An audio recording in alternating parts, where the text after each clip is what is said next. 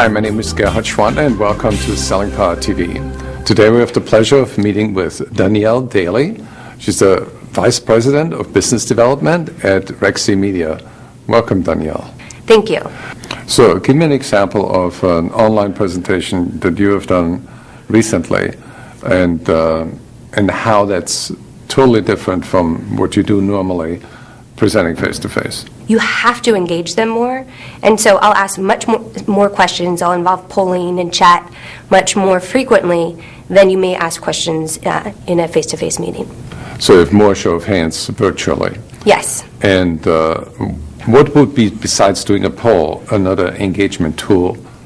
You're going to want to incorporate more animations in your presentation.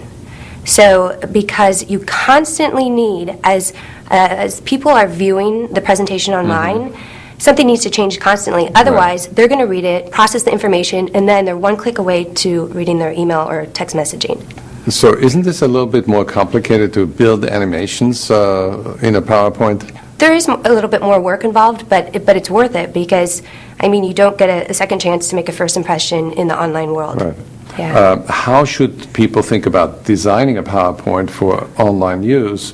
And you said earlier, more visuals. You don't want to display all the text and bullet points at once. So that would be... So you want the bullets to appear as you make the presentation? As you go, correct. I got it, right. Absolutely. Right. So what are other mistakes that people make when they present online? We were just at Sales 2.0 conference yesterday, and the theme is customer-centric, customer-centric. Yet, when people are presenting, still today, I mean, they're presenting the same way they were in the 90s, where it was all about, your company. It's all about, the people, and how, 50 locations and, 100 different countries, etc. And it really needs to be more about, the customer, whoever you're presenting to, and about your audience. Right. So you want to think about what the customer is experiencing while you're making the presentation. So you want to tailor it to that. Absolutely. Right. Absolutely. And being able to tell an effective story online, keeping people engaged from that perspective as well. Yes. So what are other things that you can do to engage to prevent them from being busier with their BlackBerry than with the online conference? A good rule of thumb is every 6 to 7 seconds, something should change on that screen, so on that slide.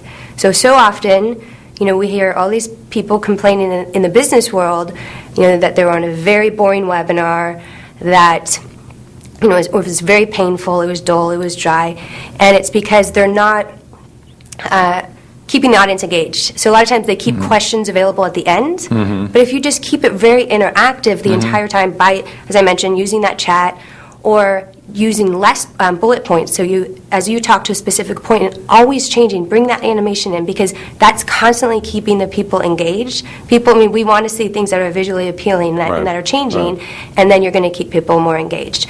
And also the use of transition, so you want to be very effective on how you transition through your online presentation to keep people engaged as well. Is it sometimes better to use 2 presenters or 3 presenters instead of just one?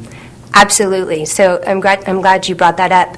So that goes into this section on vocal variety. So vocal variety is absolutely critical in virtual sessions. So if you're by yourself, you really want to change your voice to keep people engaged on the phone or on the web conference. But if you ever have the chance to bring in, if you have a sales engineer and then the sales rep speaking, that the change of tone between the 2 people is excellent. So the more the better, absolutely. And tell me a little bit about your services. What does Rexy Media do? So Rexy Media provides presentation training and PowerPoint design, and refining executives and sales executives' presentation skills to another level. Last question, body language in presentation when you're in front of an audience. What's a good way to think about that? Some people are, much more interactive with their hands and have more body language naturally. So what we say is, whatever comes natural to that person, okay? Because everything has to be natural, it has to be real. And however, what we'll focus on is what's distracting. Well, thank you, Danielle. This was very informative. For anybody who wants to get more information on Rexy Media, go to rexymedia.com.